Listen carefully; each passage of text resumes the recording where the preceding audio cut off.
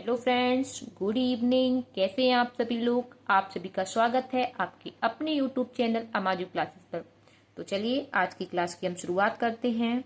आज हमारा बैक्टीरिया का पार्ट 3 होगा, जिसमें हम बैक्टीरिया की स्ट्रक्चर और स्ट्रक्चर से जुड़े हुए कुछ पार्ट और उसका क्लासिफिकेशन देखते हैं। तो सबसे पहले हम बैक्टीरिया की स्ट्रक्चर देखते हैं। जो बैक्टीरिया है वो प्रोकैरियोटिक सेल है, जिसमें 3 लेयर होती है। बैक्टीरिया में 3 लेयर होंगी। इसकी जो सबसे आउटर मोस्ट लेयर है वो होगी ग्लाइकोकैलिक्स। क्या होगी? ग्लाइकोकैलिक्स। ये जो ग्लाइकोकैलिक्स है इसमें भी 2 लेयर होती है। एक होती है जो जिसको हम कहेंगे कैप्सूल, और इसकी जो सेकंड लेयर होगी उसको हम कहते हैं स्लाइम लेयर। जो इसकी कैप्सूल है वो टफ और थिक होगा। क्या होगा? टफ और थिक। जो स्लाइम लेयर है वो होगी लूज। क्या होगी? लूज। इस आउटर मोस्ट लेयर को, जिसे हम ग्लाइकोकैलिक्स कहते हैं, इसको हम कहते हैं नेम प्लेट ऑफ बैक्टीरिया। क्या कहेंगे? नेम प्लेट ऑफ बैक्टीरिया या फिंगरप्रिंट ऑफ बैक्टीरिया। इसकी जो सेकंड लेयर होगी वो होगी सेल वॉल।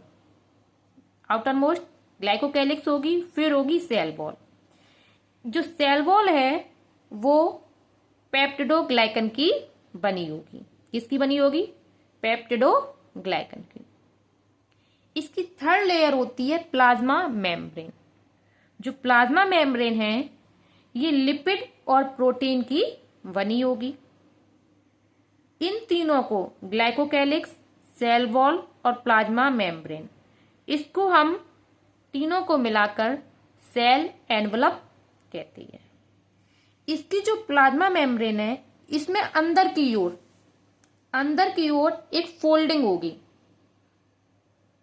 जिसे हम मीसोसोम कहेंगे। इस बैक्टीरिया में 2 प्रकार के जीनोम होंगे। बैक्टीरिया में जो जीनोम होंगे वो 2 प्रकार के होंगे। एक तो इसका मेन जीनोम होगा, जिसे हम जीनोफोर और न्यूक्लियोइड कहेंगे। एक इसमें एक और जीनोम होता है जिसे हम कहते हैं प्लाज्मिड। क्या कहेंगे? प्लाज्मिड, जिसे हम एक्स्ट्रा क्रोमोसोमल जीनोम कहते हैं। इसमें कुछ और स्ट्रक्चर होंगी, जैसे इंक्लूजन बॉडी। जो इंक्लूजन बॉडी जो होती है, ये बैक्टीरिया क्या करता है? फूड स्टोर करता है। गैस वैक्यूल और राइबोसोम। जो राइबोसोम होगा वो एक श्रृंखला के रूप में होगा, चेन के रूप में, जिसे हम पॉलीराइबोसोम कहेंगे। क्या कहेंगे? पॉलीराइबोसोम। जो बैक्टीरिया है इसमें जो राइबोसोम होगा वो कैसा होगा? 70S। राइबोसोम 2 होते हैं, 70S और 80S। और बैक्टीरिया में कैसा होता है? 70S। बैक्टीरिया में क्या होता है? सरफेस अपेंडेजेस होती है, जिसमें 3 आते हैं, फिम्ब्री, पिलाई और फ्लैजला। फिम्ब्री, पिलाई और फ्लैजला। जो इसको फ्लैजला है वो लोकोमोशन में हेल्प करता है। क्या करेगा? लोकोमोशन में हेल्प करेगा। ये इसका लोकोमोटरी ऑर्गन है। जो फिम्ब्री और पिलाई है ये नॉन लोकोमोशनल, ये लोकोमोशन में हेल्प नहीं करते हैं। जो बैक्टीरिया का फ्लैजला है वो बना होगा फ्लैजलिन प्रोटीन का। किसका बना होगा? फ्लैजलिन प्रोटीन का। लेकिन जो यूकैरियोटिक सेल होती है, बैक्टीरिया कैसा है? प्रोकैरियोटिक। जो यूकैरियोटिक सेल होती है उसमें जो फ्लैजला बना होता है वो होता है ट्यूबुलिन प्रोटीन का। और बैक्टीरिया का फ्लैजला वो कैसा है? फ्लैजलिन प्रोटीन का। एक स्ट्रक्चर है पिलाई। जो पिलाई होता है, जो क्या करता है? ये सेक्सुअल रिप्रोडक्शन में हेल्प करता है। जो सेक्सुअल रिप्रोडक्शन होगा वो इसमें होगा कॉन्जुगेशन, जो इसको हेल्प करेगा। कौन? पिलाई। स्मॉलेस्ट स्ट्रक्चर इसकी जो है वो क्या? सरफेस अपेंडेज की जो स्मॉलेस्ट स्ट्रक्चर है वो है फिम्ब्री। जो फिम्ब्री है वो भी कैसा है? नॉन लोकोमोटरी है। ये फिम्ब्रिन प्रोटीन का बना होगा। जो पिलाई था वो किसका है? पिलिन प्रोटीन का। और फिम्ब्री फिम्ब्रिन प्रोटीन का। ये क्या करता है? ये सरफेस से अटैचमेंट में हेल्प करता है। क्या करेगा? अटैचमेंट में हेल्प करेगा। आगे हम स्ट्रक्चर से जुड़े हुए कंपोनेंट देखते हैं। जैसे सेल वॉल, जो बैक्टीरिया की सेल वॉल है वो किसकी बनी होगी? पेप्टिडोग्लाइकन की। पेप्टिडोग्लाइकन को हम म्यूरिन या फिर म्यूकोपेप्टाइड भी कहेंगे। ये जो पेप्टिडोग्लाइकन है मतलब म्यूरिन, ये इसमें दो कंपोनेंट होंगे, नेम और नेग। नेम भी 50% होगा और नेग भी 50% होगा। Name N acetyl muramic acid, क्या होगा? N acetyl muramic acid. और जो नेग होगा वो क्या होगा? N acetyl glucosamine. नेम और नेग ये आपस में क्या होते हैं? जुड़े होते हैं। जुड़ेंगे किससे? बीटा 1,4 लिंकेज, इनके बीच में जो नेम और नेग के बीच में जो बॉन्ड पाया जाएगा वो पाया जाएगा बीटा 1,4 लिंकेज। एक दूसरी स्ट्रक्चर हमने आपको बताई थी मीसोसोम। इनफोल्डिंग जो होती है सेल मेम्ब्रेन की, मीसोसोम, ये क्या करता है? Respiratory organ of bacteria. ये बैक्टीरिया का रेस्पिरेटरी ऑर्गन है। इसको हम एनालॉगस टू माइटोकॉन्ड्रिया कहते हैं। जिस प्रकार से यूकैरियोटिक में जो रेस्पिरेटरी ऑर्गन है माइटोकॉन्ड्रिया है, उसी प्रकार से बैक्टीरिया में जो रेस्पिरेटरी ऑर्गन है वो क्या है? मीसोसोम। इसलिए हम इसको क्या कहेंगे? एनालॉगस टू माइटोकॉन्ड्रिया, जिसका फंक्शन सेम है। क्या कर रहा है? रेस्पिरेशन कर रहा है, तो इसको क्या कहेंगे हम? एनालॉगस। मीसोसोम होता है, ये बहुत सारे काम करता है। क्या करता है? एब्जॉर्प्शन में हेल्प करेगा और सेल वॉल फॉर्मेशन करेगा, सेल वॉल बनाने में हेल्प करेगा, डीएनए रेप्लिकेशन में हेल्प करेगा और सिक्रेशन में भी हेल्प करेगा। इससे एक क्वेश्चन आता है मीसोसोम से, ठीक है। इसी प्रकार से ये किस किस में हेल्प करता है, ये भी क्वेश्चन आ चुका है कि रेस्पिरेटरी ऑर्गन ऑफ बैक्टीरिया वो कौन है? मीसोसोम। और ये भी आएगा रेस्पिरेटरी ऑर्गन, जो रेस्पिरेटरी एंजाइम्स होते हैं बैक्टीरिया के, वो किस में पाए जाते हैं? मीसोसोम में। जब रेस्पिरेशन किस में हो रहा है? मीसोसोम में, तो एंजाइम्स भी किस में होंगे? मीसोसोम में होंगे। एक और स्ट्रक्चर है इंक्लूशन बॉडी। ये क्या है? ए मेम्ब्रेनस स्ट्रक्चर। जो इंक्लूशन बॉडी है इसमें किसी भी प्रकार की मेम्ब्रेन नहीं पाई जाएगी, इसलिए हम इसको क्या कह रहे हैं? ए मेम्ब्रेनस। ये क्या करता है? Stores food for bacteria. ये बैक्टीरिया का क्या है? स्टोर फूड करता है। आगे बैक्टीरिया से जुड़ी और स्ट्रक्चर देखते हैं, जैसे कि है प्लाज्मिड। क्या देखते हैं? प्लाज्मिड। जो प्लाज्मिड है इसको हम एक्स्ट्रा क्रोमोसोमल जीनोम कहेंगे। ये बैक्टीरिया का क्या है? एक्स्ट्रा क्रोमोसोमल जीनोम है। इसमें जो डीएनए होगा वो कैसा होगा? सर्कुलर डबल स्टैंडर्ड डीएनए पाया जाता है। Self replicating. ये क्या करता है? प्लाज्मिड का काम क्या है? सेल्फ रेप्लिकेट करता है। मतलब इसके पास क्या होगा? खुद का ओराई होगा। ओराई क्या होता है? जहां से रेप्लिकेशन स्टार्ट होता है, रेप्लिकेशन पॉइंट जहां से स्टार्ट होगा। जैसे कि ये कोई सेल है जिससे रेप्लिकेशन स्टार्ट हो रहा है, जैसे यहां से रेप्लिकेशन स्टार्ट हो रहा है, तो इसको हम क्या कहेंगे? ओराई। क्या कहेंगे? ओराई। ठीक है। Only present in prokaryote. जो प्लाज्मिड होगा वो केवल और केवल प्रोकैरियोटिक में पाया जाता है। मतलब यूकैरियोटिक में प्लाज्मिड क्या होता है? एब्सेंट होता है। लेकिन एक एक्सेप्शन है, ईस्ट। ईस्ट कैसी है? एक सेल, यूकैरियोट सेल है, बट इसमें प्लाज्मिड पाया जाता है। क्या होगा? इसमें प्लाज्मिड पाया जाता है। Provide extra phenotypic characters to bacteria. Bacteria को ये क्या करता है? एक्स्ट्रा फिनोटाइपिक कैरेक्टर प्रोवाइड करता है। आप बैक्टीरिया को देखेंगे या फिर कोई और सेल देखेंगे, उसमें ये क्या देखने में कैसा होगा? एक्स्ट्रा फिनोटाइपिक कैरेक्टर शो करेगा। Naturally occurring. जो बैक्टीरिया होते, जो प्लाज्मिड होगा वो कैसा होगा? नेचुरली होगा। कैसा होगा? नेचुरली। जो प्लाज्मिड होते हैं वो कई प्रकार के होते हैं, जैसे F plasmid, R plasmid, col plasmid, vir plasmid, ठीक है, डीजनरेट प्लाज्मिड, इस प्रकार से। एफ प्लाज्मिड जिसे हम F for fertility, F for fertility, contains gene of fertility. F plasmid जिसमें कौन से होंगे? जीन्स, फर्टिलिटी के प्लाज्मिड जीन्स होंगे। आगे है R plasmid, R for resistance, R for resistance, provide resistance against antibiotics. अगर किसी बैक्टीरिया में आर प्लाज्मिड है तो वो, और उसके अगेंस्ट आपको आर प्लाज्मिड है और आपको क्या दे दी, उस बैक्टीरियल इफेक्ट है आपके पास, और क्या होगी, एंटीबायोटिक कोई दे रहे, तो ये एंटीबायोटिक के अगेंस्ट ये क्या है, रेजिस्टेंस है, कुछ होगा ही नहीं उसका एंटीबायोटिक का। ठीक है। कोल प्लाज्मिड, कोल जिसे col for colicin plasmid, kills other bacteria, ये क्या करता है, जो दूसरे बैक्टीरिया आएंगे उनको क्या कर देता है, ये मार देता है। विर प्लाज्मिड, विर फॉर वायरुलेंस, वायर से क्या हो जाएगा, वायरुलेंस प्लाज्मिड।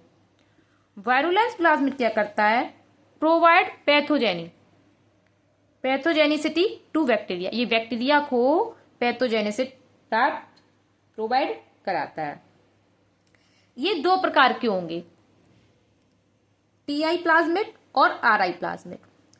टीआई प्लाज्मिड क्या करता है, ट्यूमर इंड्यूसिंग प्लाज्मिड, ये क्या करता है, ट्यूमर, इसमें जो डिसीज हो जाती है वो होती है क्राउन गाल डिसीज। कौन सी होगी, क्राउन गाल disease.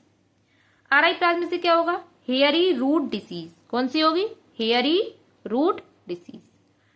Ti for agrobacterium tumefaciens और आरआई एग्रोबैक्टीरियम राइजोजियस। ये जो दोनों हैं, एग्रोबैक्टीरियम ट्यूमिफेसियंस और agrobacterium rhizogenes, naturally genetic engineering में इनका यूज होता है। किसमें होगा, जेनेटिक इंजीनियरिंग में। आगे एक प्लाज्मिड और है, कौन सा है, डिग्रेडेबल। डिग्रेडेबल प्लाज्मिड जो है contains gene for degradation of some compound, कुछ कंपाउंड को क्या कर देता है, डिग्रेड करने के लिए इसमें जीन पाए जाते हैं। जैसे टॉल प्लाज्मिड, टॉल प्लाज्मिड जो होता है वो डिग्रेड टोलिन, ये किसको डिग्रेड कर देता है, टोलिन को। इन सीडोमोनास प्यूटडा, जो टॉल प्लाज्मिड है वो किसमें पाया जाएगा, एक बैक्टीरिया है सीडोमोनास प्यूटडा, इसमें ये पाया जाता है, जिसे हम ऑयल स्पिल बैक्टीरिया कहते हैं। आगे इस बैक्टीरिया में एक स्ट्रक्चर और है, फ्लैजला, जैसे हमने बताया था, बस इसका ये लोकोमोटरी ऑर्गन है। जो फ्लैजला है बैक्टीरिया में, flagella are originate from basal body, और वेशल बॉडी को हम क्या कहेंगे, ब्लेफेरोप्लास्ट भी कहते हैं। बैक्टीरिया में जो फ्लैजला है वो वेशल बॉडी से ओरिजिनेट होता है। जो बैक्टीरिया का फ्लैजला होगा वो बना होगा फ्लैजलिन प्रोटीन का, जैसे हमने अभी बताया। और जो यूकैरियोटिक सेल होती है उसमें जो फ्लैजला बना होता है वो किसका बना होता है, ट्यूबुलिन प्रोटीन का। ये जो फ्लैजला है बैक्टीरिया में, ये होता है 9.0 अरेंजमेंट। कैसा होगा, इसका जो अरेंजमेंट होगा वो कैसा होगा, 9.0, मतलब इसमें जो 9 पेरीफेरल फाइबर, इसमें जो 9 है वो तो पेरीफेरी में इस प्रकार से अरेंज होंगे। ठीक है। 0 फॉर सेंट्रल फाइबर एब्सेंट, इसमें जो बीच में होगा वो क्या है, एब्सेंट। जैसे ये कोई यूकैरियोटिक सेल है उसमें 9 तो पेरीफेरी होते हैं, 2 सेंट्रल में होते, तो 9+2 अरेंजमेंट होता है किसमें, यूकैरियोटिक फ्लैजला में। लेकिन बैक्टीरिया में क्या होगा, 9+0, 9 पेरीफेरल फाइबर होंगे और सेंट्रल फाइबर एब्सेंट होंगे। ठीक है। आगे हम फ्लैजला की स्ट्रक्चर देखते हैं। इसमें 3 कंपोनेंट होंगे, एक होगा वेसल बॉडी, दूसरा हुक और तीसरा होगा फिलामेंट। जो वेसल बॉडी है एम्बेडेड इन सेल वॉल, किसमें जुड़ी होगी, सेल वॉल से। हुक क्या करता है, connect filament with vessel body, ये फिलामेंट को वेसल बॉडी से जोड़ता है, कौन, हुक। और फिलामेंट जो है longest part of flagella, flagella का सबसे लंबा पार्ट है। जैसे हमने ये है, ये क्या है इसका, वेसल बॉडी जहां से फ्लैजला ओरिजिनेट होता है, और सेल वॉल में लगी होगी हुक, जिसके द्वारा क्या होता है, ये जो फिलामेंट है लॉन्गेस्ट स्ट्रक्चर है इसकी, ठीक है, लॉन्गेस्ट पार्ट यही है फ्लैजला का। जो फिलामेंट है इसको बेसल बॉडी से जोड़ने का काम कर रहा है। मॉलिक्यूलर वेट ऑफ फ्लैजलिन प्रोटीन, जो फ्लैजला वो किस प्रोटीन का बना होगा, फ्लैजलिन प्रोटीन का। इसका जो वेट होता है वो होता है अप्रोक्सीमेटली में होता है 30,000 to 60,000 डाल्टन। जो वेसल बॉडी होती है फ्लैजला की वो सबसे कॉम्प्लेक्स पार्ट है इसका, फ्लैजला की जो वेसल बॉडी है वो सबसे कॉम्प्लेक्स पार्ट है। कैसे है? दो बैक्टीरिया होते हैं, दो प्रकार के, ग्राम पॉजिटिव और ग्राम नेगेटिव। इसमें क्या होता है, कुछ रिंग्स होती हैं वेसल बॉडी में, कुछ रिंग्स होंगी जैसे एल, पी, एम, एस और सी भी होती है। जैसे दो बैक्टीरिया है, ग्राम पॉजिटिव बैक्टीरिया और एक है ग्राम नेगेटिव बैक्टीरिया। ठीक है, इसके बारे में अभी हम आपको पढ़ाएंगे। ग्राम पॉजिटिव बैक्टीरिया जो है उसमें रिंग्स होंगी सिर्फ दो। कौन कौन सी? S and M. मतलब एड और पी क्या होती है? एब्सेंट होती है। जो ग्राम नेगेटिव बैक्टीरिया है इसमें रिंग्स होती हैं 4, L, P, S, M. L outer ring है, सबसे बाहर जो रिंग होगी वो होगी एल, एसोसिएटेड विद लिपोपॉलीसैकेराइड। किससे एसोसिएट है ये? लिपोपॉलीसैकेराइड। लिपिड भी है और पॉलीसैकेराइड भी है। ठीक है, कार्बोहाइड्रेट मतलब। P just below L ring, ये जस्ट जैसे कि ये एल रिंग है सबसे बाहर, इसके ठीक नीचे कौन सी होगी? पी। एस क्या है? In contact with plasma membrane, ये जो अंदर प्लाज्मा मेम्ब्रेन होगी उससे कनेक्ट होगी। M in contact with plasma membrane, ये भी प्लाज्मा मेम्ब्रेन से कनेक्ट होगी। आगे देखते हैं हम।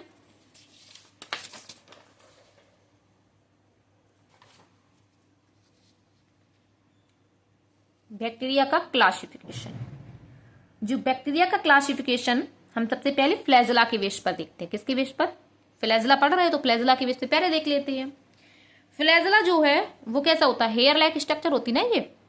तो स्टडी ऑफ हेयर को हम कहेंगे ट्राइकोलॉजी। क्या कहेंगे? ट्राइकोलॉजी। जो फ्लैजिलेशन जो होता है वो दो प्रकार से होगा। किसी बैक्टीरिया में फ्लैजला जो ऑरिजिनेट होगा वो कैसे होगा? दो प्रकार से होगा, पोलर फ्लैजिलेशन और नॉन पोलर। जो फ्लैजला होंगे या तो इसके पोलर भाग से निकले होंगे, ठीक है, या फिर इसके क्या होंगे? होल बॉडी से होंगे। नॉन पोलर मतलब कहीं से भी हो सकता है, पोलर को छोड़ करके कहीं से भी हो सकता है, जरूरी नहीं कि पोलर से ही हो। तो सबसे पहले हम इसका पोलर फ्लैजिलेशन देख लेते हैं। पोलर फ्लैजिलेशन में सबसे नंबर 1 पे आता है मोनोट्राइकस। मोनोट्राइकस जो है उसमें क्या होता है? ओनली 1 फ्लैजला एट 1 पोल। ये कोई बैक्टीरिया है, इसमें जो फ्लैजला होगा वो केवल और केवल एक पोल पर होगा। वो भी कितना? एक, ओनली 1। एक फ्लैजला होगा वो भी एक ही पोल पर होगा। वो कैसा होगा? Monotrichous. Trichous study of hair मतलब फ्लैजला से कनेक्ट है। जिसमें आपके आएंगे मोनोट्राइकस में विब्रियो कॉलेरी, स्यूडोमोनास और थियोवेसिलस। ये क्वेश्चन आपका इस बार एलटी में आया हुआ था। ओनली 1 फ्लैजला एट 1 पोल, ये आया था क्वेश्चन। उसका आंसर था मोनोट्राइकस। बैक्टीरिया से 2 क्वेश्चन आए थे, एक कोच पास्टुलेस से आया था और एक ये आया था। आगे आता है amphitrichous. 1 flagella at each pole, ये बैक्टीरिया है। 1 फ्लैजला एच ईच पोल मतलब दोनों पोलों पर एक एक फ्लैजला होगा। क्या होगा? दोनों पोलों पर एक एक फ्लैजला होगा। ये कैसा? एम्फीट्राइकस। इसमें जो है वो आपका आएगा नाइट्रोसोमोनास और स्पाइरलम। नाइट्रोसोमोनास और स्पाइरलम। एक आता है सिफेलोट्राइकस। टफ्ट ऑफ फ्लैजला एट 1 पोल। जो फ्लैजला होंगे वो किस में होंगे? टफ्ट मतलब गुच्छे में होंगे। अब वो भी किस पोल पर? 1 पोल। 1 पोल, एक ही पोल पर। जैसे हमने ये कोई बैक्टीरिया लिया, इसमें इसके एक पोल पर बहुत सारे इस प्रकार से फ्लैजला निकले होंगे। इसे हम कहते हैं सिफेलोट्राइकस। इसमें आता है आपके बैक्टीरिया स्यूडोमोनास फ्लोरेसेंस। जो स्यूडोमोनास वो तो है तो मोनोट्राइकस, लेकिन इसकी जो स्पीसीज है फ्लोरेसेंस वो किसमें आएगी? आपकी सिफेलोट्राइकस में। एक और आता है इसमें पोलर फ्लैजिलेशन में आता है लोफोट्राइकस। जो लोफोट्राइकस है इसमें क्या होता है? Tuft of flagella at both poles. दोनों पोल्स पर, इधर भी और इधर भी, दोनों पोल्स पर क्या होता है? जो फ्लैजला होंगे वो किसमें होंगे? टफ्ट मतलब गुच्छे में, बहुत सारे फ्लैजला दोनों पोलों पर होंगे। जिसमें एग्जांपल है आपका ट्रेपोनीमा, स्पाइरलम, वेलुटेंस। अब कभी कभी क्या होता है, क्वेश्चन आता है ये टफ्ट ऑफ फ्लैजला एट 1 पोल। अगर सिफेलोट्राइकस ऑप्शन है तो ठीक है।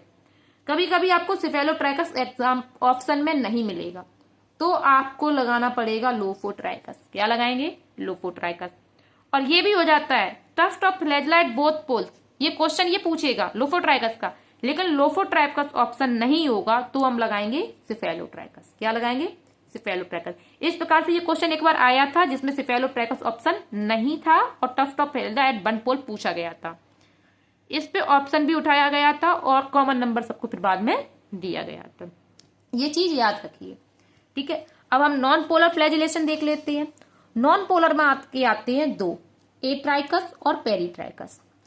ए का मतलब होता है एब्सेंट, मतलब नॉट, फ्लैजला एब्सेंट होगा, इसमें बैक्टीरिया है, इसमें कोई भी फ्लैजला नहीं होगा। इसमें आपका एग्जाम्पल है डायलिस्टर, निमोसिंथिस, पास्चुरेला और लैक्टोबैसिलस। लैक्टोबैसिलस जिससे क्या होता है में ये दूध को दही में बदलता है। पेरिट्राइकस, पेरी का मतलब होता है पूरे होल बॉडी पर फ्लैजला एब्सेंट होंगे। क्या होंगे? होल बॉडी पर फ्लैजला होंगे। ये कैसा है?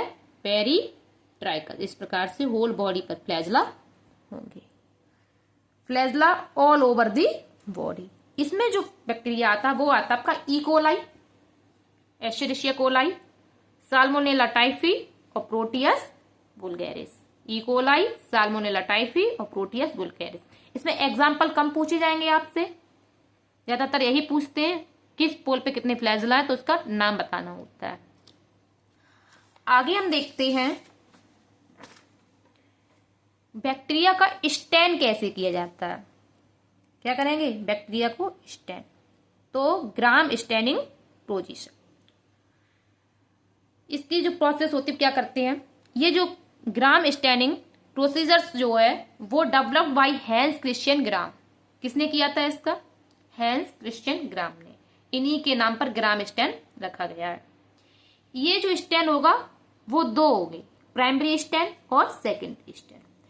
प्राइमरी स्टैन में आपका आएगा, हम यूज करते हैं क्रिस्टल वायोलेट का, जिसे हम जेंसियन वायोलेट भी कहते हैं। सेकेंडरी स्टैन, सेकेंडरी स्टैन को हम काउंटर स्टैन कहेंगे, जिसमें हम सेफ्रेनिन का यूज करते हैं। किसका करेंगे? सेफ्रेनिन का। अब हम इसका यूज देखते हैं कि किसी बैक्टीरिया को किस प्रकार से स्टैन किया जाता है।